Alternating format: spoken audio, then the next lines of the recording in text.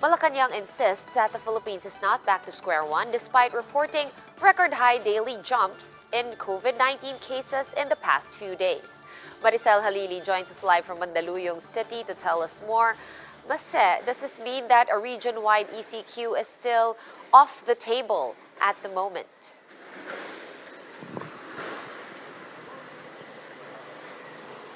Yes, that's right, Sean.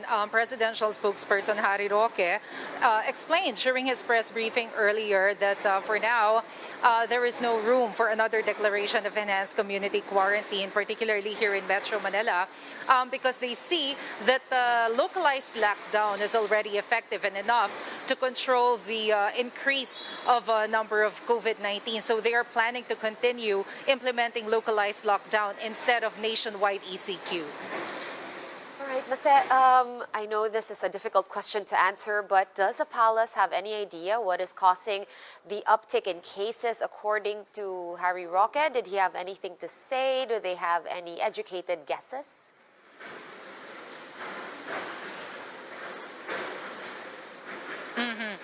If we base it on the statement of, well, not Secretary Roque per se, but of Health Secretary Francisco Duque, he mentioned that the possible cause of the surge of COVID-19 cases nowadays is the increase on mobility. Since the national government has decided to open the economy, of course, people are encouraged to go out so that the businesses will get some income. And because of the increased mobility, they see that this is one of the reasons why there is also an increase on COVID cases.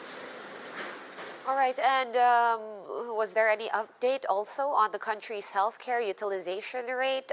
We've, of course, getting a lot of messages on our phones and on social media also about hospitals reaching capacity for COVID wards.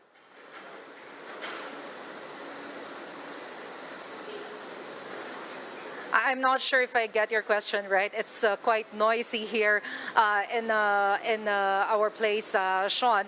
But if I understand you correctly, you're asking about the hospital utilization.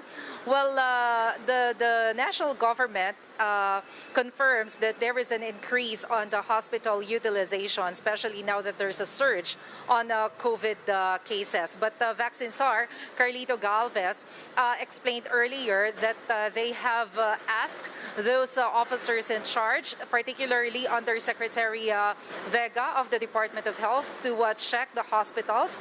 What are the situation in COVID hospitals? They feel that one of the reasons why the utilization rate in the hospitals increased now is because during the dull moments, they accommodated non-COVID patients. So the 20% bed capacity allotted for COVID patients were used by non-COVID patients. So they have to address this issue to make sure that we have enough available bed capacity for COVID patients.